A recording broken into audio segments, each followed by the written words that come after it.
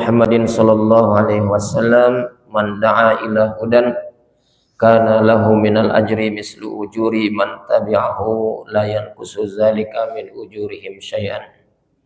Allahumma inna nas'aluka ilman nafi'an wa rizqan thayyiban wa amalan mutaqabbalan.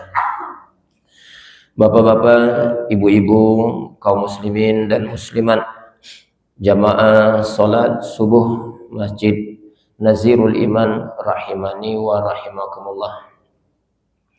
Mari terlebih dahulu kita banyak-banyak bersyukur kepada Allah Subhanahu wa taala, mensyukuri atas segala karunia nikmat yang Allah berikan kepada kita, nikmat iman, nikmat Islam, nikmat sehat dan nikmat-nikmat yang lainnya, sehingga dengan nikmat yang ada Allah berikan kita kemudahan untuk melangkahkan kaki, mengayunkan tangan, berangkat menuju rumah Allah ini untuk sholat subuh berjamaah. Salawat beriring salam semoga selalu tercurahkan kepada suri tauladan kita, junjungan kita Nabi besar Muhammad sallallahu alaihi wasallam. Mari Bapak Ibu mengawali kajian kita subuh pada pagi hari ini. Terlebih dahulu marilah kita sama-sama membaca doa Sayyidul Istighfar sebanyak 1 kali. Akan kita lanjutkan juga dengan membaca sholawat untuk Nabi sebanyak 10 kali. Mari sama-sama.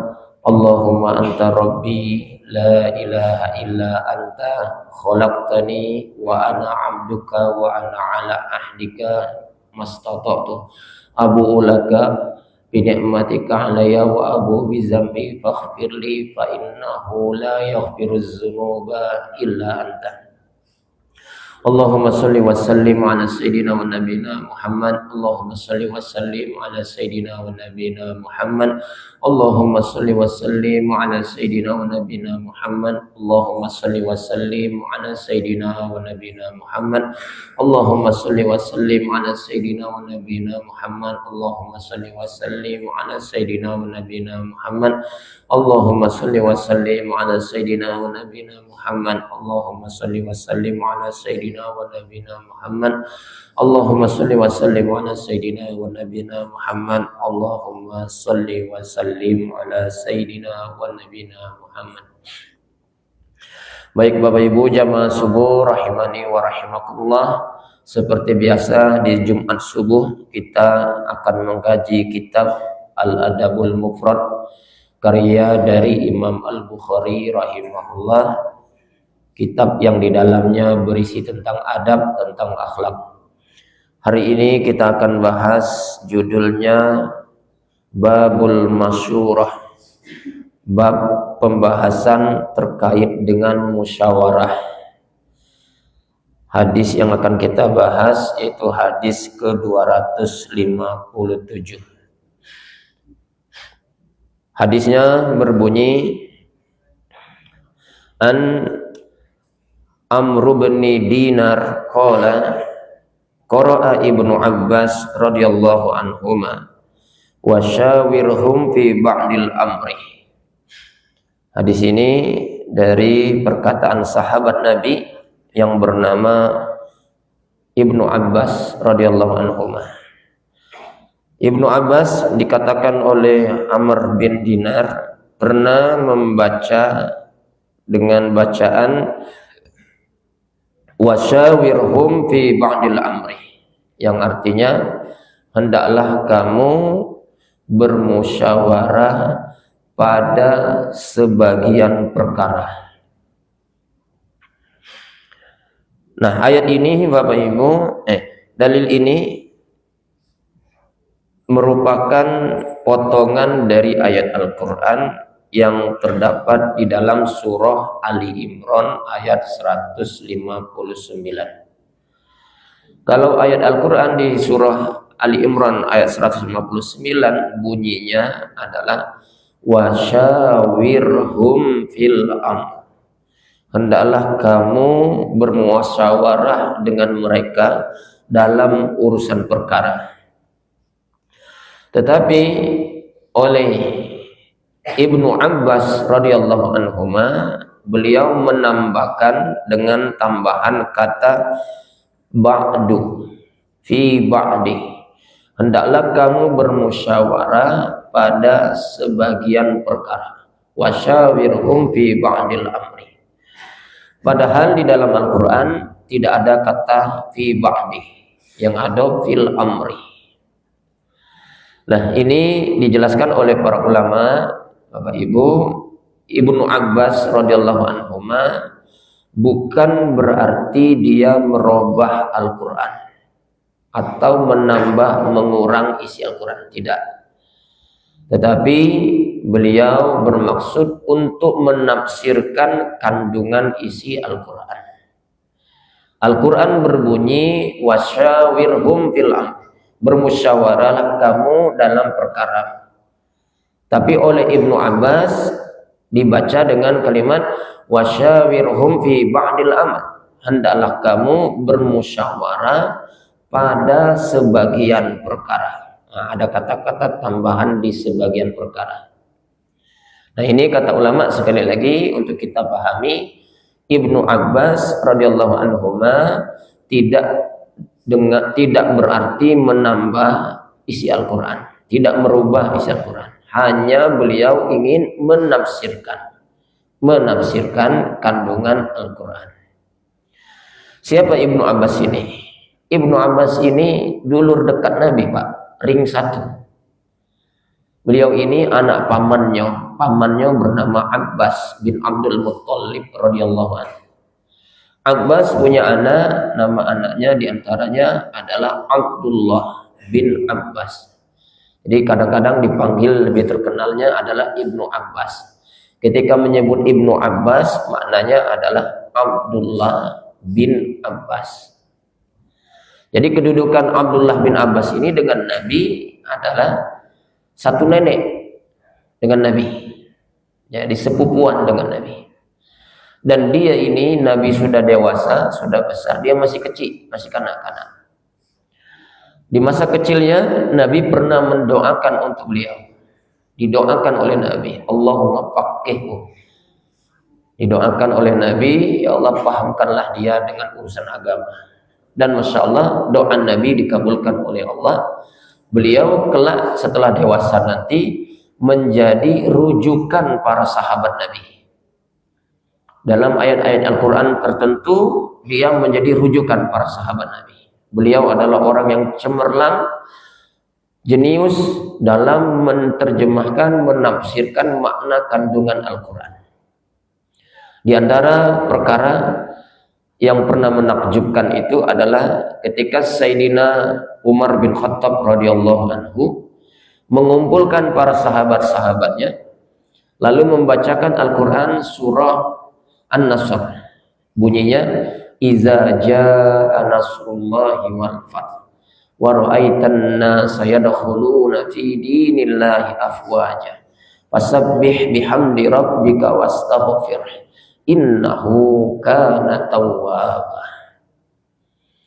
Ayat ini berbunyi ketika telah datang pertolongan Allah, maka kamu lihat manusia berbondong-bondong masuk ke dalam agama Islam. Nah, ini peristiwa Fathu Mekah, ketika kota Mekah ditaklukkan oleh umat Islam. Peristiwa itu kemudian membuat orang yang ada di sekitar Mekah dan penduduk Mekah secara umum itu kemudian berbondong-bondong masuk ke dalam agama Islam. Lalu perintah Allah apa? Fasabbih bihamdi rabbika wastaghfir. Hendaklah kamu isi dengan apa? Fasabbih, banyak-banyak bertasbih kepada Allah. Wa bihamdik, banyak-banyak bertahmid kepada Allah. Wastaghfir, banyak-banyak beristighfar kepada Allah. Nah, Bapak Ibu jamaah rahimakumullah, ayat ini kemudian dipaparkan oleh Sayyidina Umar di hadapan sahabat. Ditanya satu-satu dengan sahabat, menurut kamu ayat ini konteksnya berbicara tentang apa? Ini apa? Ini apa? Yang lainnya jawab, Pak. Di antara mereka berjawab, wahai khalifah, ini Allah ngasih tahu. Nah, ini nafsirkan. Ini Allah ngasih tahu kepada kita tentang kemenangan umat Islam, Kemenangan sudah berada di pelupuk mata kita. Banyak Pak tafsir-tafsir. Terakhir ketika dikumpulkan, ada yang hadir di situ masih kecil orangnya, belum terlalu dewasa. Coba kamu, kata Umar, ditunjukkan kepada Abdullah bin Abbas, bagaimana menurut kamu isi Al-Quran ini, kandungannya apa? Beliau beda sendiri dengan yang lain, Pak. Ya Khalifah, kata si Ibnu Abbas, ini ayat berbunyi berita kepada kita bahwa Nabi Muhammad itu tidak lama lagi meninggal dunia. Tugasnya lah selesai. Umat manusia sudah berbondong-bondong masuk Islam. Berarti gawe Nabi ledem. Maka tugas orang di penghujung hidupnya gawenya apa? Nah ini, fasabbih bihamdi rabbika wastaghfir. Jadi ada dua pesan. Satu, menginformasi Nabi bakal segera meninggal dunia karena gawenya ledem, dakwalah sudah selesai, wong lah banyak masuk Islam. Nah, kalau karena sudah mendekati hidup berakhir, maka tugas ngisi hidup apa? Banyak-banyak mendekatkan diri kepada Allah. Isinya apa? Di antaranya banyak bertasbih, banyak bertahmid, banyak beristighfar. Masya Allah, pendapat Sayyidina Abbas ini kemudian diterima betul oleh Sayyidina Umar. Nah, inilah pendapat yang benar, dan saya tidak meragukan inilah yang paling mendekati kebenaran. Dan ternyata betul, 3 tahun berikutnya setelah turun ayat itu, baginda Nabi kita Muhammad SAW pun meninggal dunia. Pelajaran buat kita, Pak, kalau sudah masuk usia tua, tanda usia tua itu apa, Pak? Ya kalau dunia kerja lah pensiun, itu udah usia tua. Nah kalau sudah usia tua, banyak-banyak isi hidup, sisa hidup itu apa? Fasabbih bihamdi rabbika wastaghfir. Lah tahu tua, maka isi hidup ini dengan banyak mendekatkan diri kepada Allah. Di antaranya banyak bertasbih, banyak bertahmid, banyak beristighfar. Nah, itu Bapak Ibu jamaah rahimakumullah, makna dari tambahan kata yang disampaikan oleh Sayyidina Abbas radhiyallahu anhu. Bapak-bapak, ibu-ibu jamaah rahimani wa rahimakumullah. Sekarang kita coba mengkaji isi kandungan dalil tadi, Pak.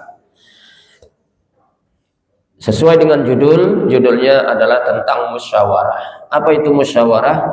Musyawarah dalam Islam adalah berunding, berdiskusi, dan meminta pertimbangan orang lain dalam mengambil keputusan bersama untuk mencapai solusi yang terbaik. Nah, itu makna musyawarah. Jadi dalam bermusyawarah ada diskusinya, ada rundingannya, minta pendapat ini, pendapat itu, yang lainnya silakan untuk mengajukan pendapatnya. Dari pendapat yang ada itu kemudian kita ramu, kita putuskan bersama untuk menghasilkan kesepakatan bersama. Tujuannya tidak ada lain untuk mencapai kemaslahatan bersama. Itu kurang lebih makna dari musyawarah. Jadi kalau melihat definisi musyawarah, mulia sekali, Pak. Karena itu jangan malas kalau ada ajakan atau undangan untuk bermusyawarah. Apa dasarnya musyawarah itu dan tujuannya apa? Dasarnya seperti yang tadi kita sebutkan, dalil di Al-Quran surah Ali Imran ayat 159. Bunyi ayatnya, wasyawirhum fil amr. Hendaklah kamu, kata Allah, bermusyawarah dengan sesama kamu dalam perkara urusanmu. Baik, ini dasar dalilnya. Jadi yang memerintahkan siapa? Allah. Yang diperintahkan ayat ini siapa? Baginda Nabi. Nabi diperintahkan oleh Allah untuk bermusyawarah. yang merintahkan Allah, yang diperintahkan Nabi. Dan Nabi disuruh bermusyawarah dengan siapa? Dengan beberapa para sahabat yang ada pada waktu itu tentang perkara yang dihadapinya. Jadi Masya Allah Bapak Ibu, berdasarkan dalil ini maka kita bisa menyimpulkan musyawarah itu bagian dari ibadah. Ibadah musyawarah itu Pak. Allah suruh kita dalam perkara-perkara penting yang harus dimusyawarahkan, maka ketika ada musyawarah, ketahuilah musyawarah itu bagian dari ibadah kita kepada Allah. Dan kalau ibadah, maka nilainya pahala. Maka sekali lagi Bapak Ibu, kalau ada hal-hal yang perlu dimusyawarahkan, ada undangan kita untuk hadir di dalam musyawarah itu, kalau tidak ada uzur yang syar'i, hendaklah kita penuhi undangan musyawarah itu. Apalagi musyawarah terkait kemaslahatan umat. Pengurus masjid misalnya, pengurus masjid Nazirul Iman ngajak kita bermusyawarah, undangannya sampai ke kita, baik lisan mau tulisan, ada undangan sampai kepada kita. Maka terimalah undangan itu Pak, penuhi undangan itu. Kalau tidak ada uzur yang syar'i, ayo hadiri, penuhi undangan itu.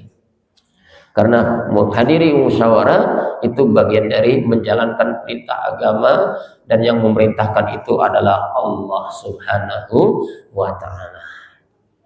Cuma memang nak bersabar. Apalagi kalau ngurus masjid, ngurus musola, ngajak rapat tuh payah Pak. lah diumumkan lewat masjid, lah diumumkan lewat WA, kadang susah juga nak datang Pak ya. Baik, kalau sudah tahu ini, ke depan mungkin kita akan tidak menyepelekan lagi tentang undangan-undangan untuk bermusyawarah, terutama musyawarah yang terkait dengan urusan kemaslahatan umat. Baik, itu dasar dalilnya Pak. Nah sekarang apa tujuan dari bermusyawarah? Tujuan dari bermusyawarah yang pertama adalah untuk menghargai pendapat. Jadi kita dalam bermusyawarah punya tujuan menghadirkan pendapat yang terbaik. Dari situlah kita kemudian bisa menghargai pendapat yang ada. Ibu-ibu, bapak-bapak, jamaah rahimakumullah. Ya, kasihnya. Dalam kasus ini kita melihat yang disuruh bermusyawarah adalah Nabi, dan yang menyuruh musyawarah adalah Allah. Bermusyawarah dengan siapa Nabi? Bermusyawarah dengan para sahabat Nabi. Kalau mau ego Pak, nah ego-egoan Pak ya.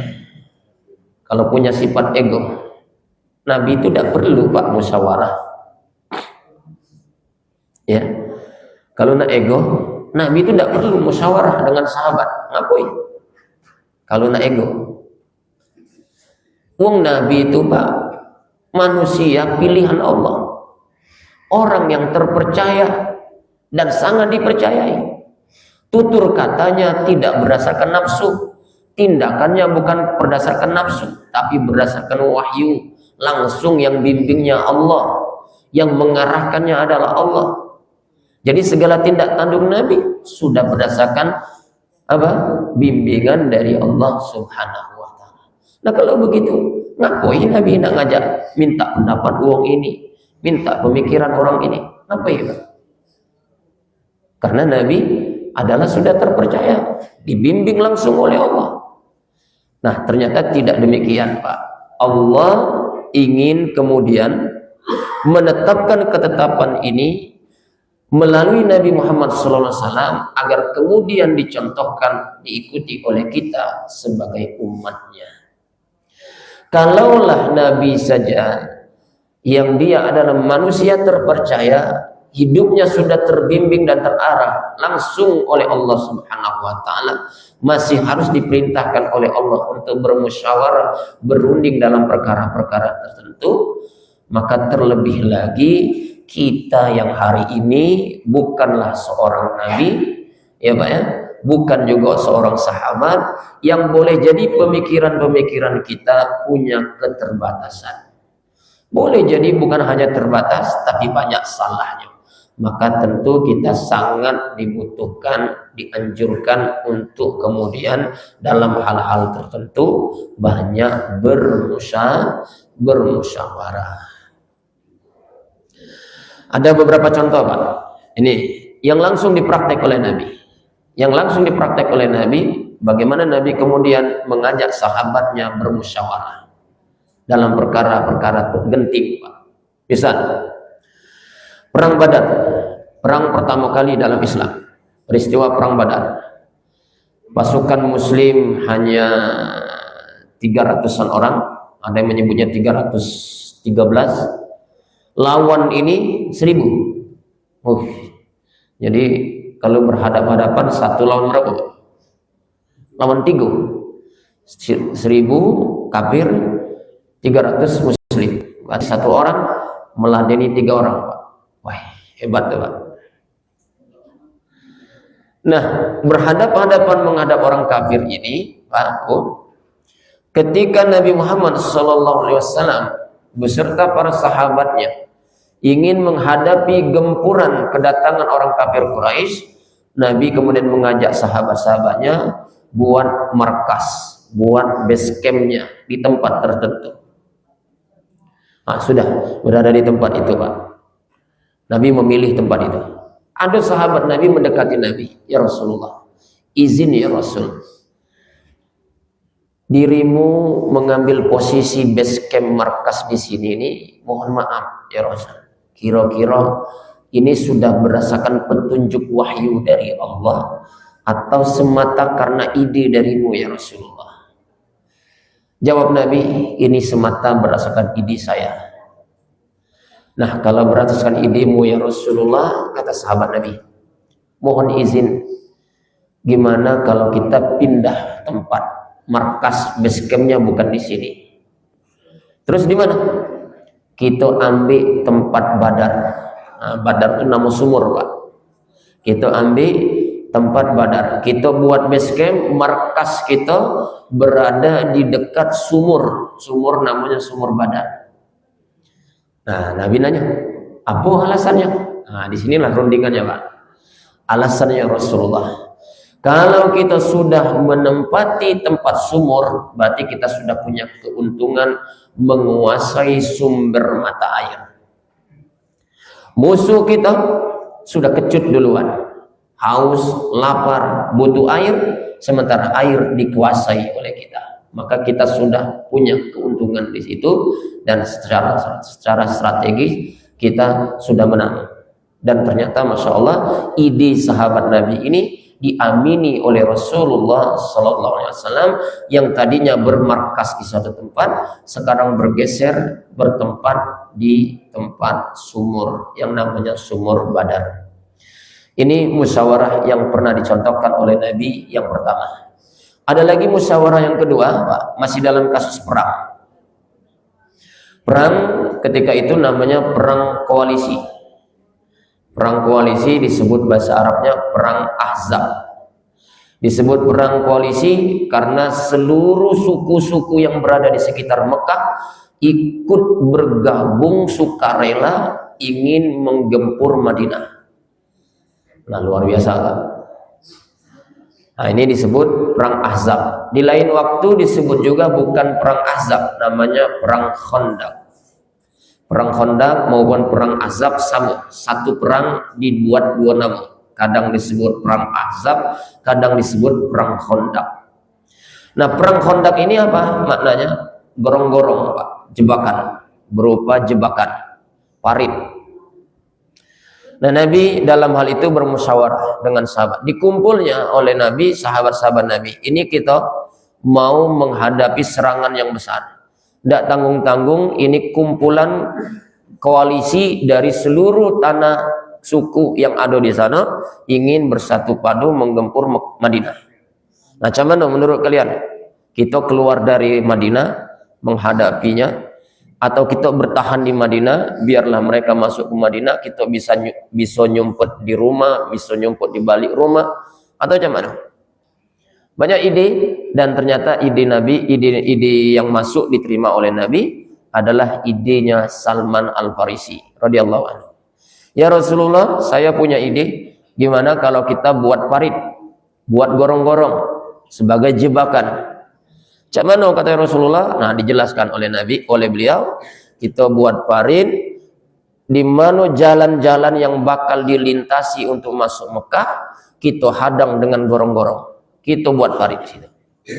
Dan ide ini kemudian diterima oleh Rasulullah Sallallahu Alaihi Wasallam. Nah, Pak, akhirnya bermusyawarah, dibuatlah parit, lebar 4 meter, dalamnya 3 meter, panjangnya 7 kilometer. Digali, Pak. Tanahnya bukan tanah linggau, tanah Mekah, tanah Madinah yang banyak batunya. Nah, itu kemudian Bapak Ibu, ide diterima dan kemudian membuahkan hasil, dan kemudian umat Islam mengalami kemenangan yang gemilang. Ini beberapa contoh bagaimana Nabi mempraktekkan bersama sahabatnya senantiasa selalu bermusyawarah dalam perkara-perkara urusan keumatan yang dianggap penting. Dan hasilnya luar biasa, mencapai kejayaan. Bapak-bapak, ibu-ibu, jamaah rahimani wa rahimakumullah. Orang kalau sudah bermusyawarah, maka harus bisa dipastikan ide kepala satu insya Allah tidak akan sama dengan ide yang berkumpul sekian kepala. Maka kalau sudah berkumpul sekian banyak kepala, 2 kepala, 3 kepala, 4 kepala, insya Allah lebih cemerlang ide yang banyak kepala tadi daripada ide yang cuma 1 kepala. Kepala kita isinya mungkin banyak keterbatasan dan kekurangan. Ketika dikumpul bersama-sama, maka boleh jadi ide itu akan lebih baik ketika dicapai hasil kesepakatan bersama. Implementasinya Bapak-bapak, Ibu-ibu, ketika kita terapkan di tengah masyarakat, musyawarah ini bisa dalam perkara yang sifatnya individu, bisa dalam perkara yang sifatnya keluarga, bisa dalam perkara yang sifatnya organisasi dan seterusnya. Dalam urusan pribadi misalnya, Pak, perlu tidak dimusyawarah? Dalam hal-hal tertentu perlu, Pak. Kalau dianggap genting, penting. Misalnya, Pak, apa? Nikah. Anak begini. Nak nikah. Itu pribadi benar, Pak. Sangat pribadi. Sangat pribadi ketika nikah, mau nikah. Tapi kadang-kadang itu tetap harus dibutuhkan merundingan, musyawarah. Padahal urusannya sangat pribadi. Nah, kita tahu nikah itu bukan urusan uji coba. Bukan masalah semalam 2 malam, setahun 2 tahun. Nak seumur hidup. Dari situ kemudian punya anak keturunan. Maka ini perkara besar. Walaupun sifatnya pribadi. Maka perlu rundingan. Minta pendapat ini, pendapat ini. Dan terbukti, Masya Allah, di zamannya Nabi Muhammad SAW, urusan yang sangat pribadi pun dirunding. Ada sosok sahabat perempuan, namanya Fatimah bin Qais. Bukan Fatimah anaknya Nabi, Fatimah bin Qais. Ngadu kepada Rasulullah, ya Rasulullah, ini ada 3 wong nak melamar aku. 3-tiganya sahabat Nabi, Pak. Muawiyah, Abu Jaham, bukan Abu Jahal, Abu Jaham, yang kesikok lagi, siapa nama itu, Pak? Haris. Zaid, Usama bin Zaid. Baik, ada 3 sahabat Nabi yang nak melamar Fatimah bin Qais. 1 Muawiyah, 2 Abu Jaham, 3 Usama bin Zaid. Ya Rasulullah, mana yang terbaik menurutmu ya Rasulullah dari 3 calon ini yang mau melamar aku? Mana yang harus kupilih? Karena dirunding bersama Rasulullah, Nabi punya pilihan yang terbaik. Dari 3 itu, pilihan Nabi memutuskan, dah kau nikah sama Usama bin Zaid. Padahal Usama bin Zaid itu, Pak, budak, mantan budak. Dan di awal-awalnya, si Fatimah tadi kurang berkenan, Pak. Aduh, kenapa jatuh pilihan ke sana? Budak. Pak. Tapi karena pilihan Nabi, sudah. Dikalahkan ego itu, Pak, diterimanya. Nah, ada pelajaran, Pak. ulama mencoba mengkaji ngapa Nabi dak milih Muawiyah, ngapa Nabi dak memilih apa tadi Abu Jahal. Kok yang dipilih mantan budak? Nah, rupanya Pak, ini juga mungkin perlu kita jadi pertimbangan. Kalau kamu ngapa Nabi tidak memilih Muawiyah? Ternyata penilaian para ulama, Muawiyah ini mohon maaf agak miskin harta. Miskin harta. Nabi bukan materialistik, bukan. Tapi Nabi tahu kebatinan wanita ini. Wanita ini caknya tidak akan sanggup hidupnya berdampingan dengan calon suami yang apa? Miskin harta. Nah, jadi kita para orang tua perlu juga Pak membaca karakter anak kita. Terutama kita punya anak perempuan, kaki ke depan, ini watak anak aku ini macam mana kalau punya suami. Kalau bersuami dengan suami yang boleh jadi miskin harta, ini tipikalnya tidak mampu ini. Nah, jadi ini Rasulullah memilih seperti itu Pak. Menurut sahabat, menurut para ulama penjelasannya seperti itu. Kan ada juga Pak, tapi tidak seluruhnya Pak ya. Ada juga wanita itu pokoknya asal ku nikah dengan kamu, nak miskin cak manapun aku setia. Nah, ada juga yang macam itu Pak. Tapi kan tidak semua. Maka kita perlu orang yang bijak membaca kebatinan karakter anak.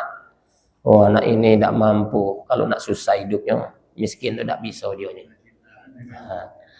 Nah, ngapa tidak milih tadi Muawiyah? Sikut lagi Abu Jaham. Ngapa tidak milih Abu Jaham?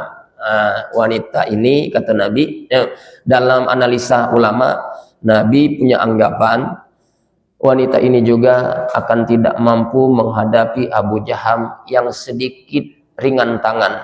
Apa ringan tangan Pak? Mudah lepas tangannya Pak, mudah ngayun. Tendang jadi, nabok jadi. Nah, watak Abu Jaham ada di situ. Nah, Batino ini tidak baca. Nah, kalau ngadap Usama, ini mantan budak, bacanya mampu. Dah, kamu berpasangan baik, berjodohan dengan Abu Jahal, Usama bin Zaid. Masya Allah Bapak Ibu, ini bisa kita ambil pelajaran. Ternyata urusan yang sangat pribadi pun kadang-kadang kita butuh musyawarah. Apalagi sudah levelnya tingkat keluarga, orang tua perlu bermusyawarah dengan anak, suami perlu bermusyawarah dengan istri, orang tua perlu bermusyawarah dengan keluarga besar dan seterusnya dan seterusnya. Begitu juga kalau sudah menyangkut urusan keumatan. Kita perlu nak ngurus masjid ini, sebentar lagi nak menghadapi Ramadan, apa yang harus kita siapkan. Nah, kita perlu musyawarah siapa yang harus bertugas, jadi Bilal dan seterusnya dan seterusnya. Nah, ini perlu kita musyawarahkan. Insya Allah dengan bermusyawarah akan mudah kita mencapai kesepakatan bersama yang mengikat kepentingan kita bersama. Ini saja Bapak Ibu yang bisa kami sampaikan, kurang dan lebihnya mohon maaf, kepada Allah kami mohon ampun. Mari kita tutup kajian kita pada subuh pagi hari ini dengan sama-sama membaca doa kafaratul majlis. Subhanakallahumma wa bihamdika asyhadu an la ilaha illa anta astaghfiruka wa atubu ilaik. Terima kasih. Wassalamualaikum warahmatullahi wabarakatuh. Bismillahirrahmanirrahim.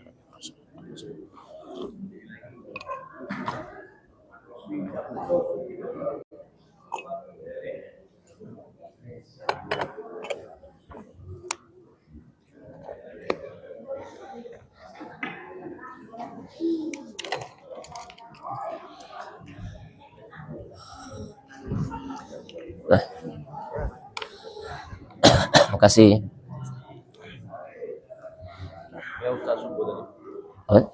Di Padang. Apa? Haji dari Ustaz. Oh, enggak ini ya. Antum SMS. Ustaz masih di Padang. Enggak, belum sempat muka. Cara apa Ustaz? Ini apa nama tuh tentang wakaf. Gontor, acara Gontor rangkaian 100 peringatan 100 tahun. Kebetulan yang galak jadi tuan rumah Padang. Terima kasih Pak. dan kebetulan Padang punya kepentingan pula dia dalam rangka 80 tahun Padang kan. Jadi dia jadi tuan rumah, isi acara gontor ya kan.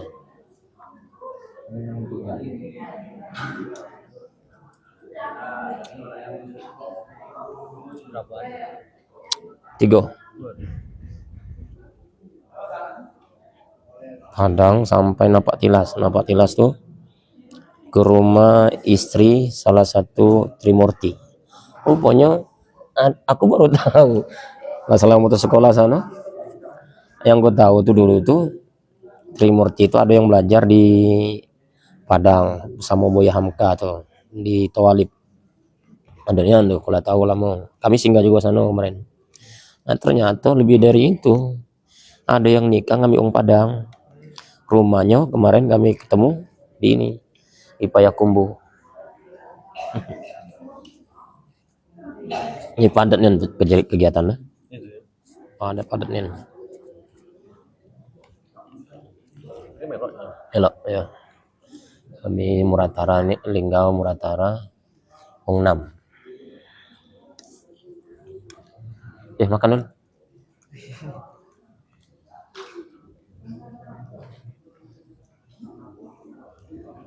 Kapan balik? Hari Rabu.